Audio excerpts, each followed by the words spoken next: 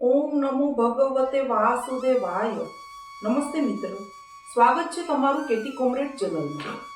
પુષ્ટિ ભક્તોની વાર્તામાં આજે આપણે વાર્તા જોઈશું સાસુ અને વહુની.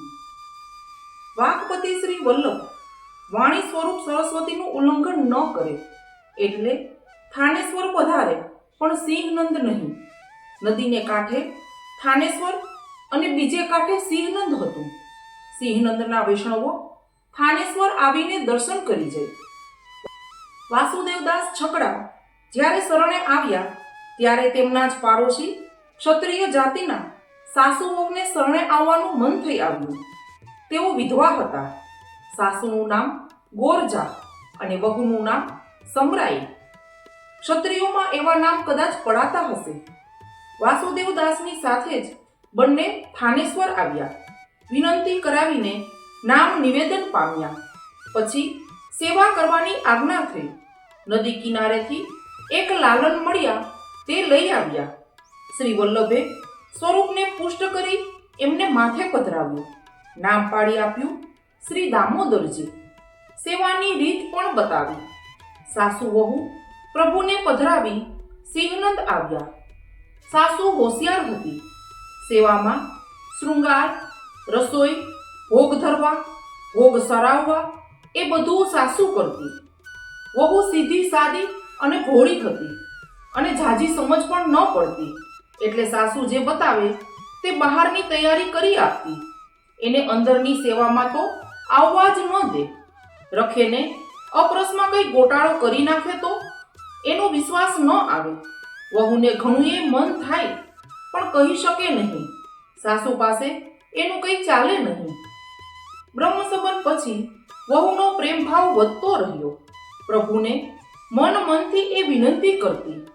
એક દિવસ એની વિનંતી સાંભળી એને સેવાની તક મળી ગઈ. શ્રી મહાપ્રભુજી બીજી વાર થાનેશ્વર પધાર્યા. સિંહનાદમાં ખબર આવી. વૈષ્ણવો આપણા દર્શને જવા લાગ્યા. ગોરજા પણ જવા માટે તૈયાર થઈ. એણે સમરાઈને કહ્યું, વહુ, હું થાનેશ્વર જાઉં છું. 4 દિવસ ત્યાં રોકાઈશ. હું આવું પછી તું જજે. ઠાકોરજીને મૂકીને 2 જણ સાથે તો કેવી રીતે જવાય? તું દામોદરજીની સેવા કરજે. સેવા કેમ કરવી તે વિશે સાસુએ વહુને સમજ પાડી. વહુ હુંકારો ભણતી રહી. સાસુએ જાણ્યું કે વહુ સમજી ગઈ છે. આમ તો સેવા ન કરાવે, પણ આજે ગરજ પડી છે તો શું થાય? સાસુ ગઈ, વહુ રાજી થઈ ગઈ. હાસ, હવે પ્રભુએ મારી વિનંતી સાંભળી. હવે મને સેવા શિંગારનો લાભ મળશે. એ તો ઝટપટ નાઈને તૈયાર થઈ ગઈ. સાસુએ કહ્યા પ્રમાણે પ્રભુને જગાવ્યા. મંગળા, શૃંગાર, રસોઈ જેવું આવડ્યું તેવું બધું કર્યું.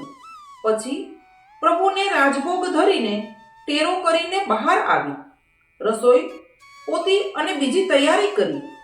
સમય થતાં ભોગ સરાવવા ગઈ. જુએ છે તો પોતે જે સામગ્રી જ્યાં ધરી હતી ત્યાં અને તેટલી જ છે. એ તો વિચારમાં પડી ગઈ. અરે, મારી સાસુ ભોગ ધરે ત્યારે તો પ્રભુ બધામાંથી થોડું થોડું આરોગતા હશે. આજે તો પ્રભુ કશું એ આરોગ્યા નહીં, ભૂખ્યા રહ્યા. એમને શ્રમ થશે. હવે મારે શું કરવું? આચાર ક્રિયામાં મારી ભૂલો થઈ હશે, પણ એ તો કંઈ કહેતા નથી અને મને સમજ કંઈ પડતી નથી. વળી વિચારે છે ત્યારે હું નાઈને વાસણો વગેરે માંજીને ફરીથી રસોઈ કરું. બીજી વાર ભોગ ધરું. હવે વધારે સાવચેતી રાખીશ, પછી પ્રભુ આરોગશે. એણે એ રીતે કર્યું. ફરી ભોગ ધરીને ટેરો લઈને બહાર આવી. સમય થતાં એ ભોગ સરાવવા ગઈ અને જુએ છે તો અગાઉની જેમ જ બધું એમનું એમ જ છે. હવે તેને મોટી ચિંતા થઈ ગઈ. અરે રે, હવે મારે શું કરવું? મારી શું ભૂલ થતી હશે? પ્રભુ રીસ ચઢાવીને ભૂખ્યા રહે છે. કઈ મોટો દોષ થતો હશે. થાકી ગયેલી છતાં એ ફરી પાછી નાહી. ફરી પાત્રો માંજ્યા. રસોઈ કરીને ભોગ ધર્યો. ટેરો સરકાવીને ફરી પાછી બહાર આવી. સમય થતાં ભોગ સરાવવા માટે ગઈ તો ત્રીજી વાર પણ બધું એમનું એમ જ હતું. અરે રે, હવે શું કરું? આમ બોલતા જ એ મૂર્છિત થઈ ગઈ. અતિશય થાક અને દુઃખને લીધે બેસુધ થઈને પડી. શ્રી દામોદરજી એનું દુઃખ સહી ન શક્યા. શ્રી યશોદાજી લાલની કટી દોરડા વડે બાંધવા માટે ઘણું મથ્યા, છતાં બંધાયા નહીં. છેવટે થાક્યા ત્યારે પોતાની ઈચ્છાથી જ બંધાઈ ગયા. એ જ દામોદર પ્રભુને શ્રી દામોદરજી વહુની પાસે પધાર્યા.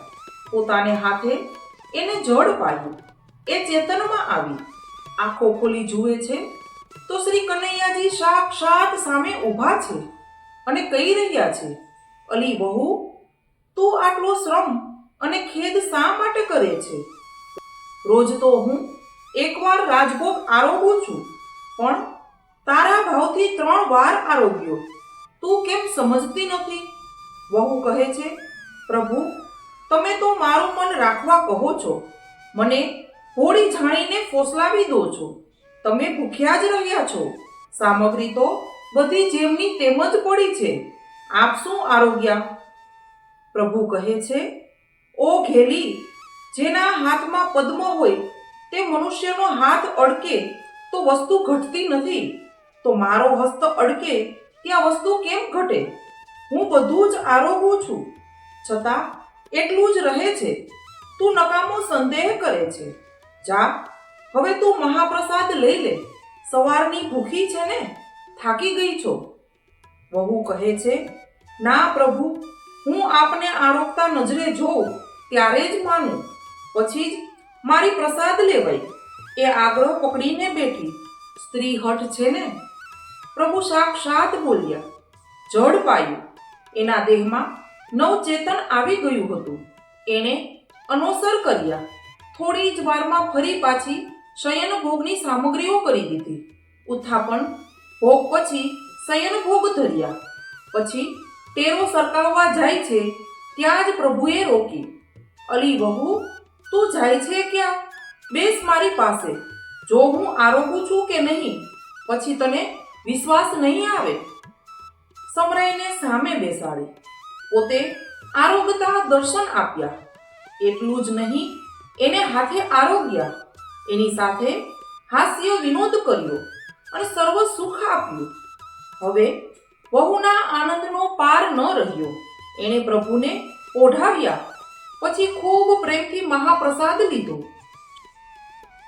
સાક્ષાત અધરામૃત હતું ને.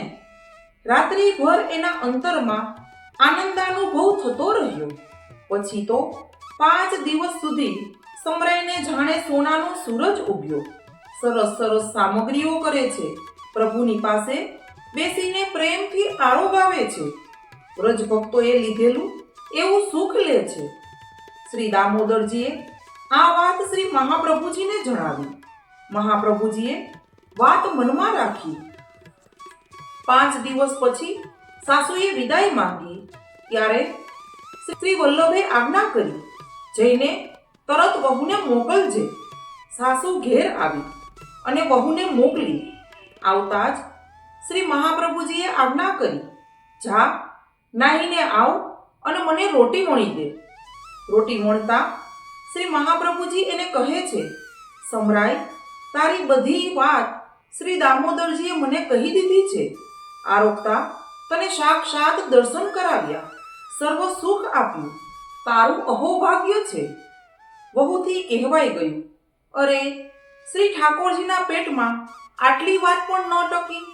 હા, પણ આપને તો કહે જ ને, આપની કાનીથી જ આ બધું થયું છે, નહીં તો મારા જેવી ઉપર આવી કૃપા ક્યાંથી? શ્રી વલ્લભ એની દીનતા જોઈને પ્રસન્ન થયા. સમરાય, લીલાના સંબંધે કરીને પ્રભુએ તારા પર વિશેષ કૃપા કરી છે.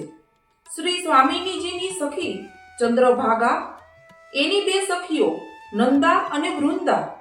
નંદા તારી સાસુ રૂપે પ્રગટી છે અને વૃંદા તું જ છે. પ્રભુ કૃપા કરે એમાં શું આશ્ચર્ય? લીલાનો સંબંધ સ્ફુરિત થતા સમરાયનું મન જાણે આનંદ સાગરમાં ઝૂલવા લાગ્યું.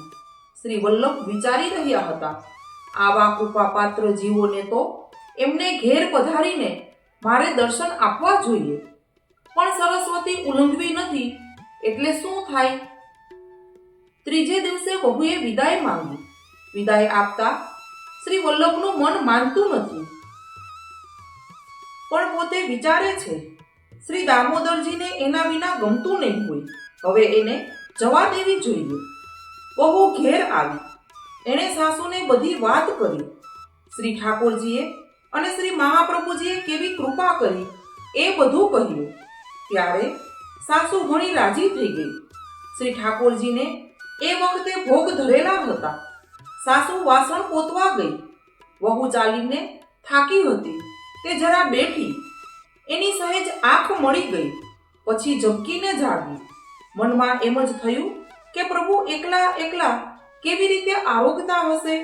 તરત જ ઉઠી નાહીને અંદર ગઈ. પ્રભુની પાસે બેસીને આરોગાવવા લાગી.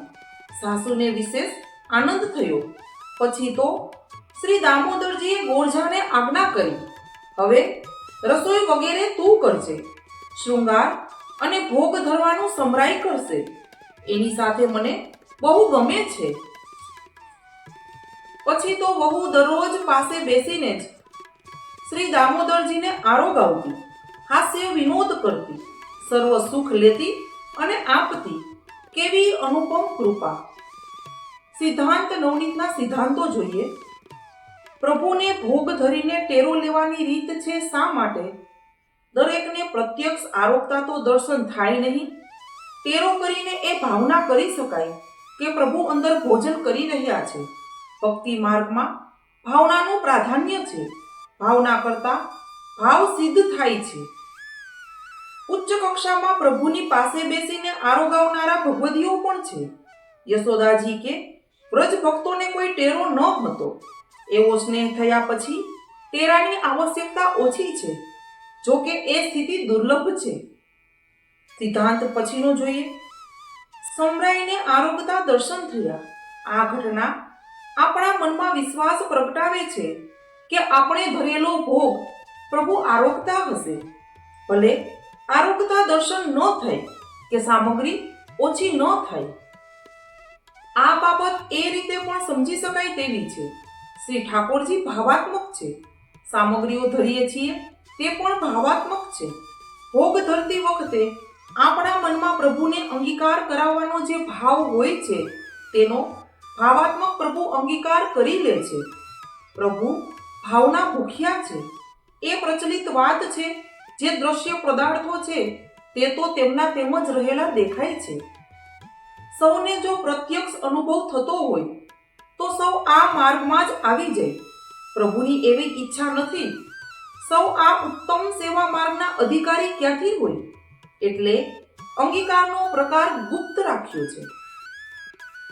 શ્રી ગુસાઈજીના વચનમાં જેને વિશ્વાસ છે તેને તો એવો સંદેહ પણ ન થાય. જેને વિશ્વાસ નથી તેને કોઈ ફળ પ્રાપ્ત થતું નથી. શરણે આવેલો જીવ કોઈ પણ વસ્તુ કે કોઈ પણ રીતે કોઈ પણ સ્થળે આરોગાવવા વિનંતી કરે છે ત્યારે શ્રી ગોપીજન વલ્લભ હસતા હસતા તે અવશ્ય આરોગ્ય છે. અનેક ભગવદીઓને અનુભવ છે કે પ્રભુનો પ્રસાદ લેવાથી પ્રેમ પ્રગટ થાય છે. જો પ્રભુ ન આરોગતા હોય તો પ્રસાદનું મહાત્મ્ય હોય જ નહીં. શ્રી હરિરાયજી આજ્ઞા કરે છે કે અસંભાવના વિપરીત ભાવના ન કરશો. અન્નકૂટ 56 ભોગ સમયે આટલું બધું ઠાકોરજી કેવી રીતે આરોગતા હશે એવું મનમાં ન આવવું જોઈએ. એ બહિર્મુખતા છે. પ્રભુ સર્વ સમર્થ છે, બધું જ અંગીકાર કરે છે. ગોવર્ધન લીલામાં પ્રત્યક્ષ આરોગતા સૌને દર્શન કરાવ્યા જ છે.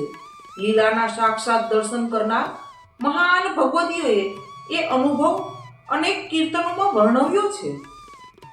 તો વૈષ્ણવો, જો વાર્તા ગમી હોય તો વિડીયોને લાઈક, શેર અને સબસ્ક્રાઇબ કરજો. બાજુમાં આપેલા બેલ આઇકન પર ક્લિક કરજો જેથી કરીને તમને આવી વાર્તાઓની નોટિફિકેશન મળતી રહે. જય શ્રી કૃષ્ણ.